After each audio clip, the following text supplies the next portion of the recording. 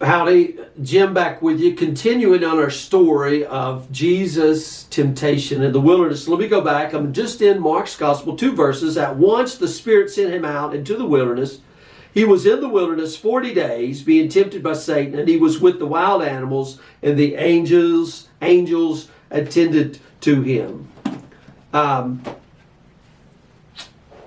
Let's just pick up where we left off Monday. Okay, so jump right in. If you haven't go back and check Mondays out, and you'll be caught right up, because I don't have time to go back over these things. So at his baptism, Jesus hears this absolute truth about who he is. He experiences God's love and pleasure so intensely the skies split open. Guys, that's the easy part. The much harder part comes in the desert, when he has to face down every vicious assault on his identity as a beloved Son of God.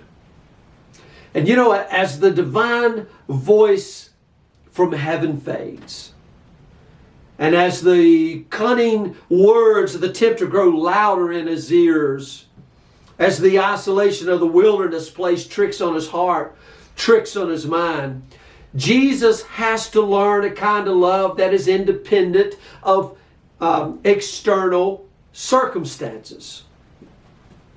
He knows what God's love feels like in the baptismal waters of Jordan. He knows what God's love feels like in the gathered crowds and the good church services. You see, that's the thing that always got us, because we always thought, hey, God's love is a feeling, and when I feel really good, then I'm really loved. God's Spirit has come down, and the kingdom has come, and we're rejoicing. Yeah. He had all that at the River Jordan, but it is God's Spirit that drives him to the wilderness. And he's going to have to learn a kind of love that's independent of all those external circumstances, all those other feelings. Now he has to learn the shape and color of God's love in the barren places, in the emptiness, in the lonely shadows. Parker Palmer, a Quaker theologian and writer, he talks about this process as a pressing down unto ground which it is safe to stand. Pressing down unto ground which it is safe to stand. And he gave an interview, I think back in 2021, and he talked about his experience with clinical depression. We see a lot of that today. Depression, anxiety, so much of this going on. But he says that for many years he lived his spiritual life at great elevation. He visualized his faith as an up and away mountain climb in which he had attained greater and greater heights until finally he would touch the hand of God. What he learned in the throes of depression is that deep spiritual growth actually happens in the opposite direction. You know, rooted and grounded. You know, these are scriptural terms here. Rooted and grounded, that's down. You know, everything is up. But see, the danger of living at high elevation is that every time you fall, you have a long fall. A distance that the impact will be brutal. And if the landing doesn't kill you, it'll certainly shatter some bones. But if you allow the Spirit of God to press you down into the ground on which it is safe to stand, then you can fall all day, and that secure, steady, the ground of God's own being will hold you. What does Paul say? Paul quotes the poet, "In him we live and move and have our being."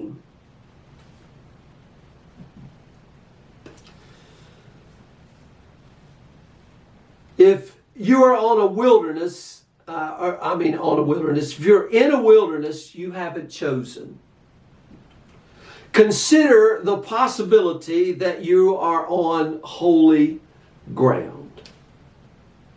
Consider that it's divine mercy, not divine condemnation, that brings you down from the heights and teaches you to cherish the low ground. What does James say? If we would humble ourselves. Truth is, we can be loved and uncomfortable at the same time. This is hard for people to get a hold of. We can be loved and deprived at the same time. In the wilderness, the love that survived, I don't know in other words, I'll say it's hardcore. Hardcore. No, it's not sentimental. We don't learn to trust.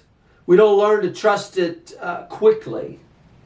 It takes 40 days, 40 years, a lifetime. Now, Monday we talked about, 3 details. I want to move on to detail number 2 here that I want to highlight. It says that Jesus stays with the wild beast. Now, that's all it gives us here. He was with the wild animals. I'm reading now the NIV. He's with the wild beast. That's all Mark gives us. Now, the Greek noun emphasizes that these animals are dangerous. These aren't little deers and doves and little, pigeons that eat out of your hands. These are vipers and bears and perhaps lions and, they're in the Middle East after all. And a lot of times things scriptures tell us, what they tell us are important, but what they don't tell us are equally as important.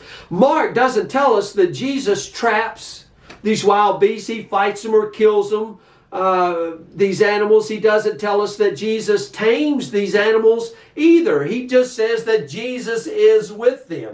We always get this picture, Jesus and he's petting a lion. It doesn't say that. He's just with them. And I love this image of Jesus keeping company with the wild beast. And I think it speaks to an important aspect of holy repair. Sometimes we use faith, we use doctrine, we use prayer, even the church itself to fend off anything in our lives that feels untamed, that feels unsettled, that feels undomesticated or unpredictable. We don't like that. We want it, right here. We assume Christian maturity is all about borders, having the borders clearly defined and all these neat little boxes where we've got our doctrines all figured out, carefully described belief systems. We know everything. We got it all precisely laid out and the tenets are up on the board. We fear these wild things and we run from them, these unruly things. We don't want anything to do with them. But yet Jesus is with the wild beast.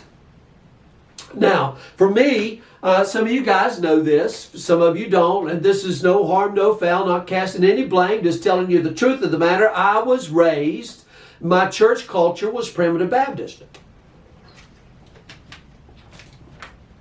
I was always taught that our way of being Christian was the only true way. The only way that honors God. We got the doctrine. We know everything. And in that culture, I had a sense of security. I had a sense of belonging. And that was crystal clear. This crystal clear sense that I knew exactly where the borders were between right and wrong, between Christian and non-Christian, the us and the them, who were the chosen, who were not the chosen. And as long as I stayed within those boundaries, I knew who to be. I knew how to be. Honestly, I didn't know my spiritual life was a walled-off garden. I will say this, I had no desire to leave it. I wasn't looking to leave. But then the wild beast showed up. The wild beast showed up. And for me, these wild beasts showed up in the forms of questions that I wasn't supposed to ask. Why can't women preach? Why can't we spread the gospel? Why aren't we doing more in our society? How How is it that we keep reading the Bible literally when this book begs for a more varied approach? Why is it that a scripture can only have one meaning?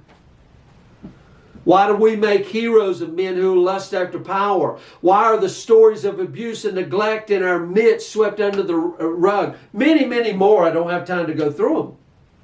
Now, these questions didn't emerge all at once. These wild beasts didn't emerge all at once. They came slowly as my world expanded and I met faithful people whose Christianity looked a lot different than mine. And over time, I began to sense this growing impatience, this growing restlessness, this wildness within my own heart. Now, needless to say, my questions met with predictable ways. You're losing your faith. You're reading dangerous books. You're getting puffed up with knowledge. The list goes on. Now, wanted to be loved and accepted, I ignored the questions, and I spent a few more years there pretending that maybe if I just tried harder, I studied more, I did this, I gave it my all, that these doubts, these wild beasts would disappear. But the wild beasts didn't disappear. They stalked me and they roared and they clawed and they demanded my attention until I had to make a choice. Either leave my upbringing, leave my culture, leave my own family, or my soul would wither. Now, there was no joy in leaving, no relief, no freedom, no consolation. All of those beautiful things came later, but what first came was death. What first came was death and sorrow and guilt and raw fear. I mean, you're with the wild beast. Because it wasn't just that I didn't know how to be a Christian anymore.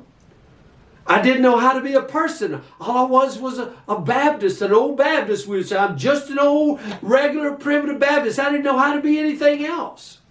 Now, what would my identity be? Who would love me now? How can I find a path in the midst of so much confusion and loss? But somehow, even in the midst of that terrible grief, I had a dim sense that choosing wilderness, choosing a way of faith that honored questions, respected mysteries, and left space for unconventional, less space for the unconventional, the feral, if you will, was the right choice. In Mark's gospel, in Mark's story, Jesus consents to stay with the wild beast. He learns how to be with them. He learns how to let them be. During those 40 days, he grows within himself the capacity to set with all that is rough, all that is unpolished. He learns how to respond to wildness. In a response to it with serenity, with patience, with gentleness, not rushing to tame, but to let the feral flourish. Somebody told me a dream the other day about something that was feral, and I thought, wow, I began to see this. I thought, wow, this is so awesome. I hope she sees this. We'll talk about it more. And we know this is true both literally and metaphorically, because Jesus emerges from the desert, from this wilderness, to become something of a wild beast himself. And I know you're saying, did you just call Jesus a wild beast? Listen to what he does. Until his crucifixion, he spends his days provoking and disrupting and upending all the religious conventions of his time. And he turns it all upside down. Not to destroy them, but to repair them, to reinvigorate them. He refuses to be tamed. He's not going to let the people tame him who insist they have God all figured out. They got him in a nice Jewish box up there in the temple. He refuses to squeeze God into this abstract box of certainties. No way that's going to happen. Instead, Jesus, breaking all the taboos, seemingly breaking all the religious taboos of the day, I'll say it again, he embraces the lepers. You don't do that, Jesus. He befriends a bleeding woman. You don't do that. He eats with tax collectors. You certainly don't do that. I mean, what kind of person are you? He heals on the Sabbath. I mean, this guy's got to go. You see, having learned the wild wisdom of the desert, he becomes himself a sacred place where men and women can encounter the untamable divine for themselves. I love that, the untamable divine for themselves. God can't be tamed. And I'll say this, it takes an exhausting amount of energy to resist the wilderness of God. Wears you out trying to resist. And if your resistance is wearing you out, then consider the possibility that God is inviting you to stay with the wild beast for a while, with the Pharaoh for a while.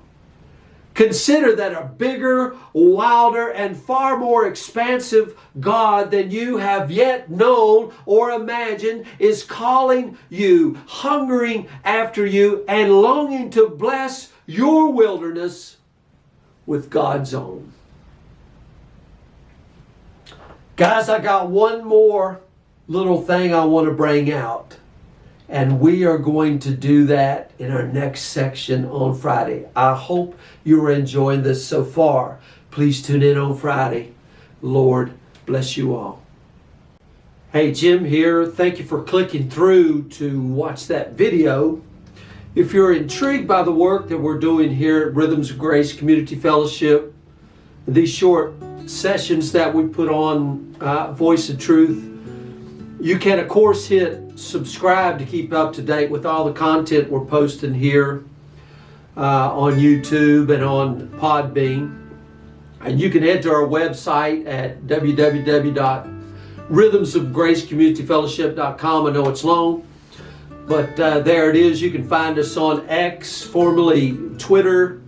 I'm on there as Little Jim Moore, and Facebook. We would love for you to join us, join in these conversations about how we can encourage each other in the way of Christ Jesus. Also, leave a comment. We'd love to hear from you in all the ways that you're journeying on this path towards Jesus. So thanks for tuning in, and we'll see you soon.